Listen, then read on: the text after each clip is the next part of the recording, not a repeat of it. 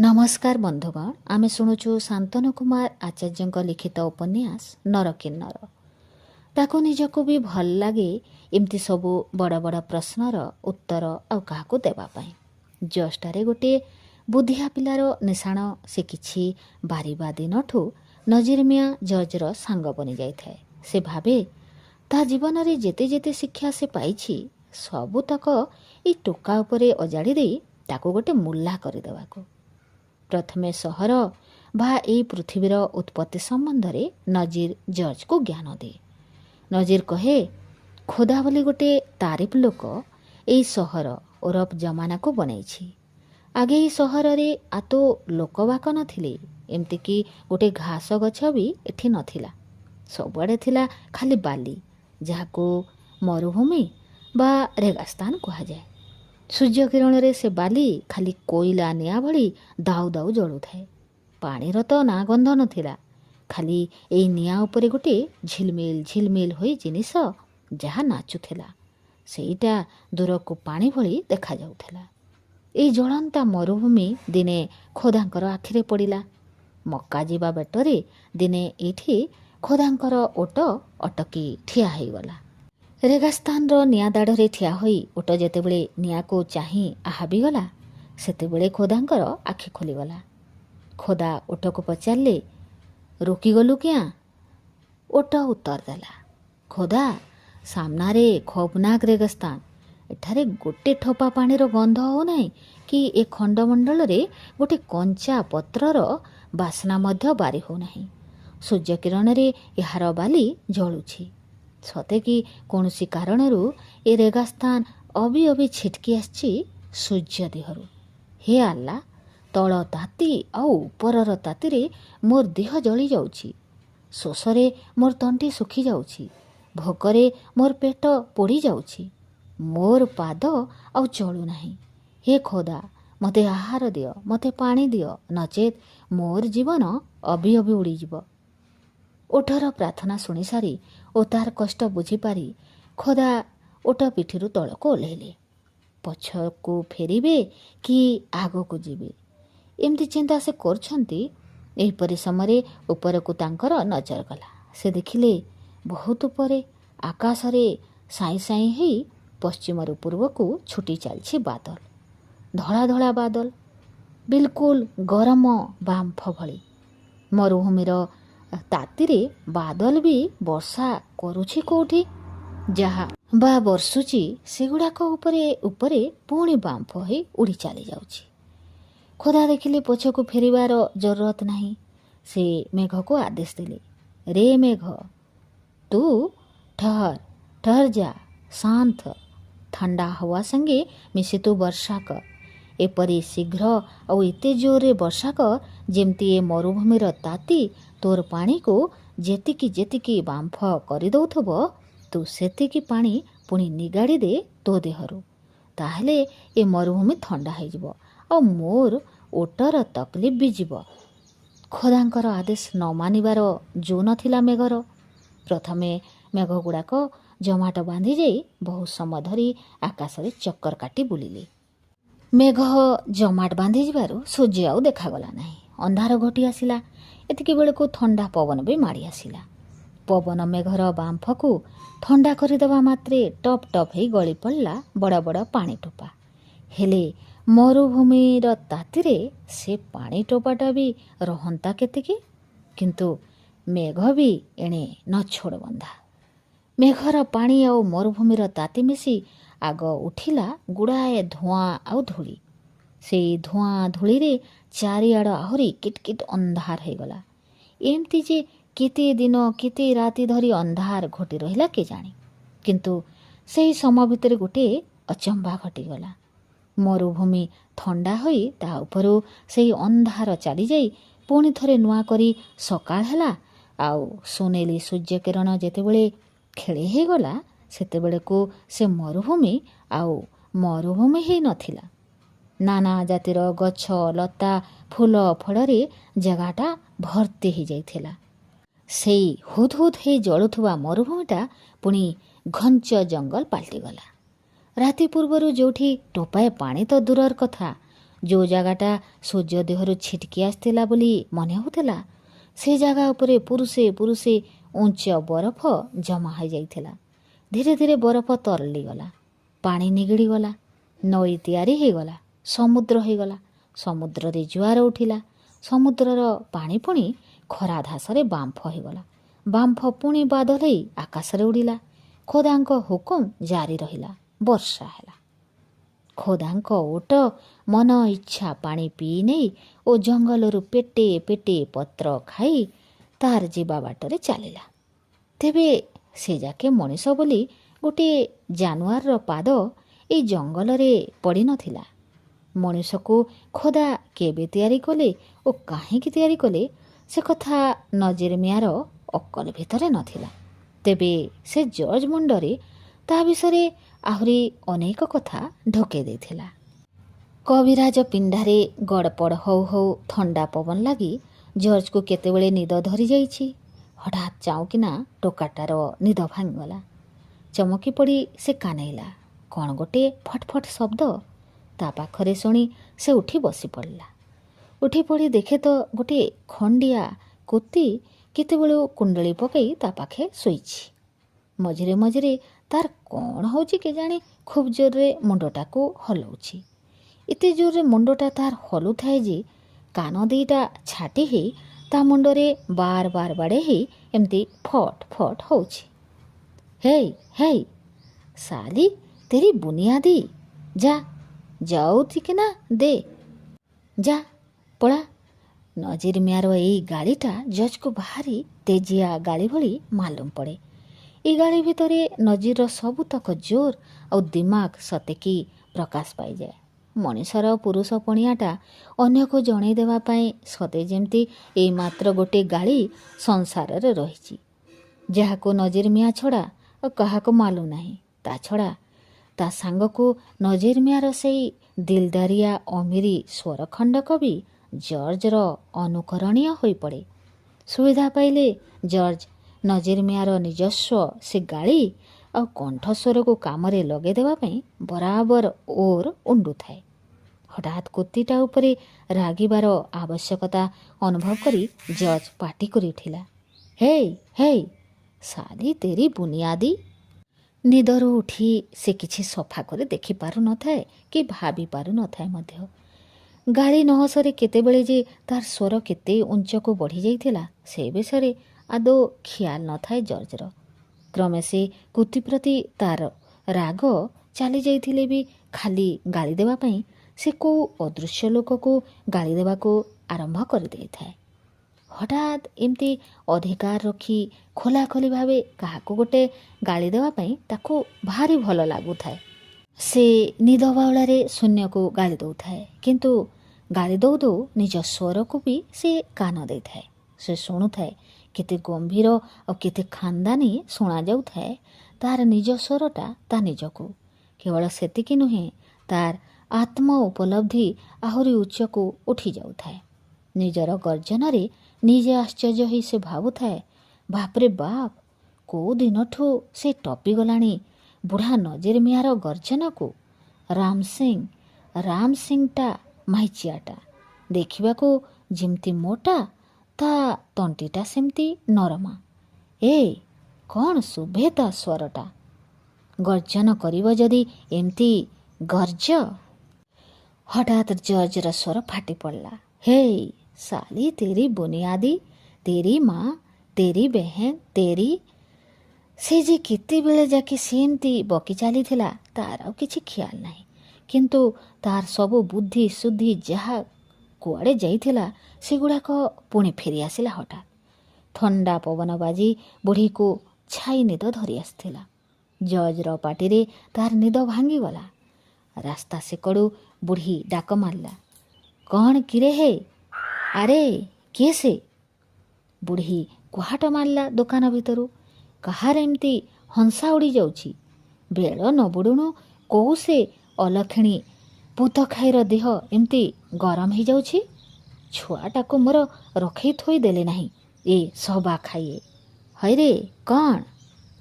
ବୁଢ଼ୀର ଡାକରେ ଜର୍ଜର ମୁଣ୍ଡ ଠିକଣା ହେଲା। ସେତେବେଳକୁ ସେ କୁତିଟା କୁଆଡ଼େ ଯାଇସାରିଲାଣି। ଜଜ୍ର ଗାଳି ସେ ବୁଝୁ ବା ନ ବୁଝୁ ସେଠି ଯେ ଆଉ ରହିବାର କଥା ନୁହେଁ ଏ କଥା କୋତିଟା ନିଶ୍ଚୟ ବୁଝିପାରି ପଳେଇଥିଲା ଅନେକ ବେଳୁ। ଖାଲି ଗୋଟେ ଫୁରୁକୁଟିଆ ଗନ୍ଧ ଯାହା ଉଠୁଥାଏ ତା ଶୋଇବା ଜାଗାରୁ। ବୁଢ଼ୀର ଡାକର ଜବାବ ନ ଦେଇ ଜର୍ଜ ଚୁପ୍ ରହିଲା। ଜଜ୍କୁ ହଠାତ୍ ଏମିତି ଚୁପ୍ ହୋଇଯିବାର ଦେଖି ବୁଢ଼ୀ ମନକୁ ପାପ ଛୁଇଁଲା। ତାପରେ କି ଖିଆଲ ତା ମୁଣ୍ଡରେ ପଶିଲା କେଜାଣି, ବୁଢ଼ୀ ଲୁହା ଖଡ଼ିକାଟିକୁ ଗୋଟେଇ ଆଣି କାଠ କ୍ୟାବିନ୍ ତଳକୁ ଦରାଣ୍ଡି ଦରାଣ୍ଡି ଓହ୍ଲେଇ ଆସିଲା। ଧୀରେ ଧୀରେ ତା ମୁଣ୍ଡକୁ ପିତ୍ତ ଚହଟୁଥିଲା। ଦିଖେ ପାଖେ ସଡ଼କଟାକୁ ପାରି ହେଇ ବୁଢ଼ୀ ଯାଇ ପହଞ୍ଚିଲା କବିରାଜ ପିଣ୍ଡାରେ, ଯେଉଁଠି ଜଜ୍ ଶୋଇଥିଲା ସନ୍ଧ୍ୟାବେଳୁ। ଜଜ୍ ତା ଗାମୁଛା କାନିକୁ ଗୋଟେଇଲା। ସେ ଦେଖିଲା ଆଉ ଶୋଇ ହେବ ନାହିଁ ଏଥର। ଭଲ କରି ଅଳସ ଗୋଟେ ଭାଙ୍ଗି ସେ ଉଠିବାର ଉପକ୍ରମ କରୁଛି। ଏହି ସମୟରେ ଯାଇ ହାବୁଡ଼ିଗଲା ବୁଢ଼ୀ। କିରେ, କିଏ ସେ? କିଏ ଆସିଥିଲା ଏଠିକି? କାହାର ଏଡ଼େ ବହପ ମୋ ଘର ଭିତରୁ ମୋ ଉତିଆଣି ଛୁଆକୁ ଚୋରେଇ ନେବ? କିଏ ସେ ପୁତନା? ବୁଢ଼ୀ ଗୋଟେ ବଦ୍ଧମୂଳ ଧାରଣା କରି ଆସି ପହଞ୍ଚିଥିଲା ନିଶ୍ଚୟ। ଥରେ ଆରମ୍ଭ ହେଲେ ବୁଢ଼ୀର ପାଟି ଆଉ ବନ୍ଦ ହେବାର ନୁହେଁ। ଜଜ୍ କଥା ଜାଣେ, ଆଉ ଜଜ୍ ମଧ୍ୟ ଜାଣିଥିଲା କାହାକୁ ଦେଖି ଶୁଣି ବୁଢ଼ୀ ବର୍ଷି ଚାଲିଥିଲା ତାର ଗାଳି ଗୁଡ଼ାକ। ବାପରେ ବାପ, ଏଇ କ'ଣ ମାଇକିନା? ଏ କ'ଣ ମାଇକିନାମାନଙ୍କର ନିଜ ରୂପ? ବୀର ସାମଲ କହିଲା ଭଳି ଏ କ'ଣ ସ୍ତ୍ରୀ ଲୋକମାନଙ୍କର ନିଜ ରୂପ? ଜଜ୍ ଚୁପ୍ ରହିଲା। ତାକୁ ବିରକ୍ତ ଲାଗୁଥିଲା ଯେତିକି, ଖୁସି ଲାଗୁଥିଲା ମଧ୍ୟ ସେତିକି। ସେ ଖୁସି ହେଉଥିଲା ଯେ ଯାହା ହଉ ବର୍ତ୍ତମାନ ବୁଢ଼ୀ ଆଗରେ ସେ ଗୋଟିଏ ମଣିଷ ଭଳି ଦେଖାଗଲାଣି। ତା ପୁରୁଷ ପଣିଆ ନିଶ୍ଚୟ ବୁଢ଼ୀ ଆଖିରେ ପଡ଼ିଲାଣି। ନଇଲେ ସେ କିଆଁ ଭାବୁଛି ଯେ ସେଇ ଲଣ୍ଡ୍ରିବାଲି ମାଇକିନା ଏତେବେଳେ ଏଠିକି ଆସିଥିଲା ବୋଲି। ଜଜ୍କୁ ଚୁପ୍ ରହିବା ଦେଖି ବୁଢ଼ୀର ରାଗ ଆହୁରି ବଢ଼ିଗଲା। ସେ ବୁଝିଲା ଯେ ନିଶ୍ଚୟ ଏ ମୂଳରେ କିଛି କଥା ଅଛି। ତାର ପାଟି ଚଢ଼ିଲା। କିରେ ହେ ପୋତା ମୁହାଁ, କିରେ କହୁନୁ କାହିଁକି? କିଏ ଆସିଥିଲା ଏଠିକି? ତା ନାଁଟା କହୁନୁ କାହିଁକି? ଦେଖିବା କେଡ଼େ ମାଇପି ପଣିଆ ଦେଖେଉଛି ସେ। ଏଇ କ୍ଷଣିକା ଓଟାରି ଆଣିବି ସେ ସବା ଖାଇ ଛତର ଖାଇ ବାର ବୁଲିଙ୍କ ଲହ ଲହ ଡାହାଣୀ ଚିରିଗୁଣି ଜିଭକୁ। ସବା ଖାଇଙ୍କ ଛାତି ଉପରେ ଚଢ଼ି ଏରେ କହମ ସେ ପିତା ଶୁଣି କିଏ? କାହା ମୁହଁରେ ନିଆଁ ଦିଆ ହବାକୁ? କାହା ବଂଶ ବୁଡ଼ି ମରିବାକୁ? କିଏ ସେ? କିଏ? ଜର୍ଜ ଦେଖିଲା ବୁଢ଼ୀର ଗାଳି ବନ୍ଦ ହେବାର ନୁହେଁ। ଖାଲି ସେତିକି ନୁହେଁ, ଆଉ ଟିକକେ ଯୁଦ୍ଧ ଆରମ୍ଭ ହୋଇଯିବ ଏଠି।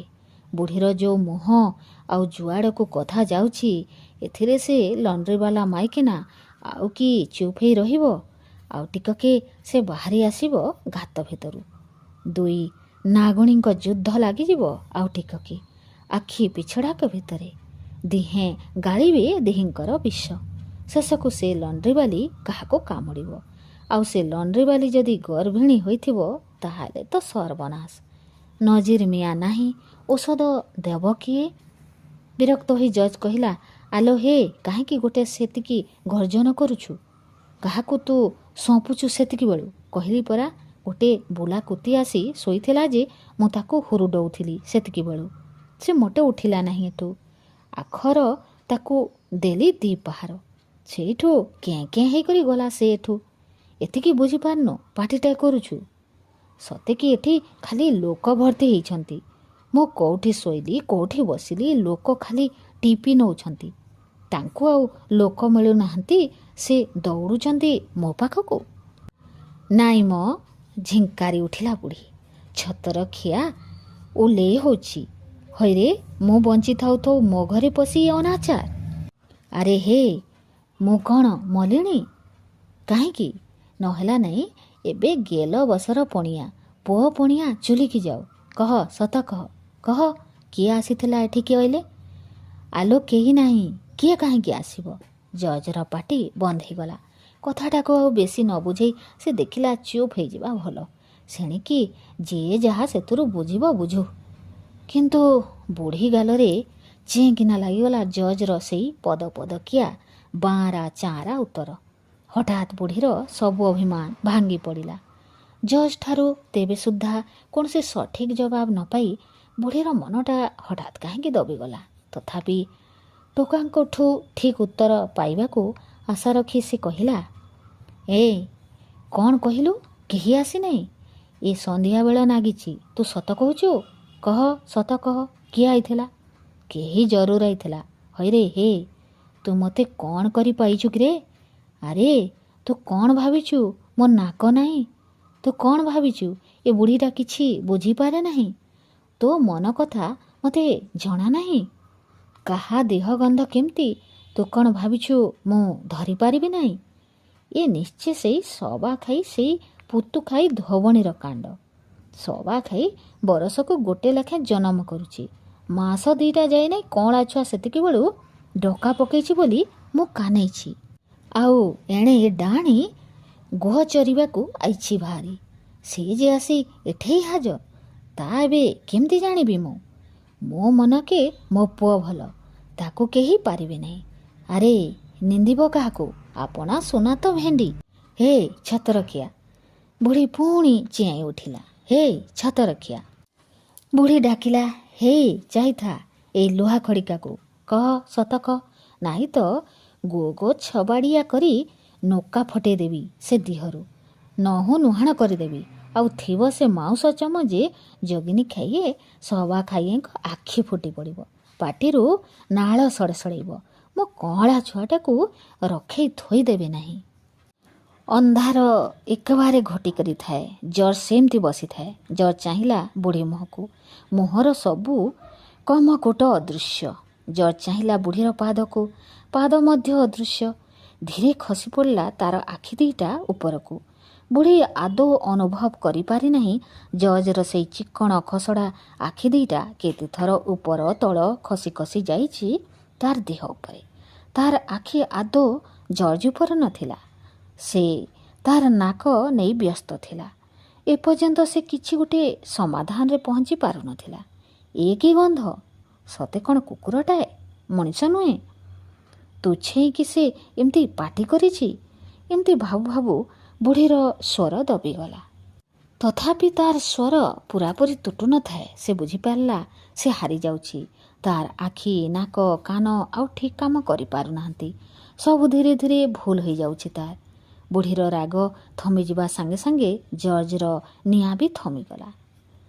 ତେତେବେଳକୁ ସେଇ ଲଣ୍ଡ୍ରି ଭିତରେ ଗୋଟିଏ ଆଲୁଅ ମିଞ୍ଜି ମିଞ୍ଜି ହୋଇ ଜଳିବାକୁ ଆରମ୍ଭ କଲାଣି। ବୋଧହୁଏ ବ୍ୟବସାୟ ସେଠି ଜମି ଆସୁଛି।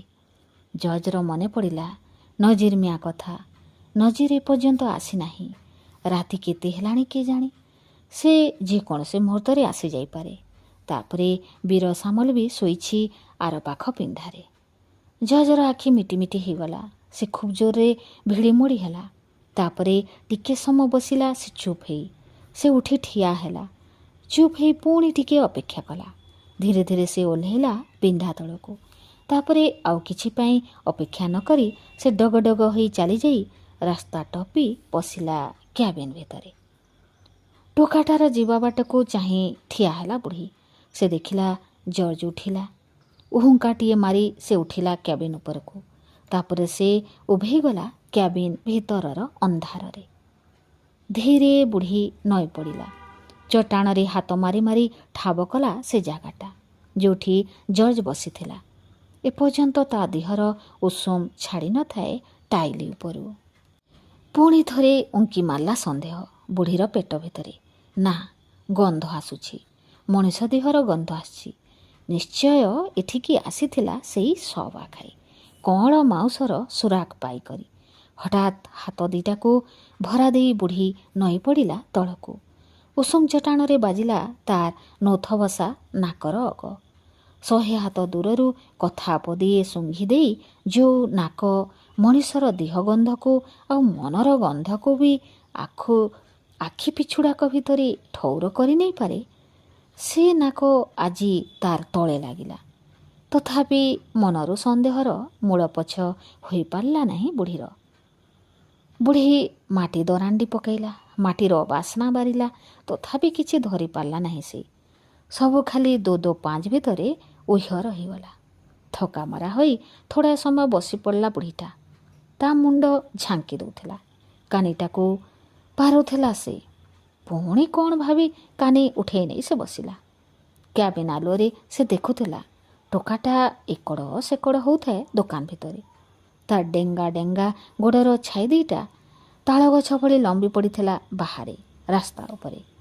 କେଡ଼େ ବଡ଼ ଛାଇଟାଏ ଅର୍ଘାତିଆ ହୋଇ ଦେଖାଯାଉଛି।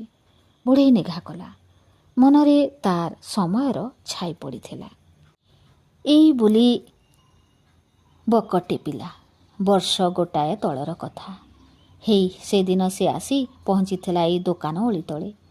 ଶୁଖିଲା ମୁହଁ ହେଇକରି ଏଡ଼େ ବକଟେନାକୁ ପିଲାଟା ହେଇଥିଲା। ସତେକି କଣ୍ଢେଇଟିଏ ଗଢ଼ି ଦେଇ ଦଇବ ଆଣି ଫୋପାଡ଼ି ଦେଇ ଚାଲିଗଲା ତା ଦାଣ୍ଡରେ। ଆଉ ସେତିକିବେଳେ କିଏ ଯେମିତି ଡାକି କରି କହିଥିଲା ତାକୁ, ହେଇ ନେ ଲୋ ବୁଢ଼ୀ, ଖୋଜୁଥିଲୁ ଯଦି ନେ, ଏଥର ତୋ କରମ ଆଉ ତୋ ଧରମ।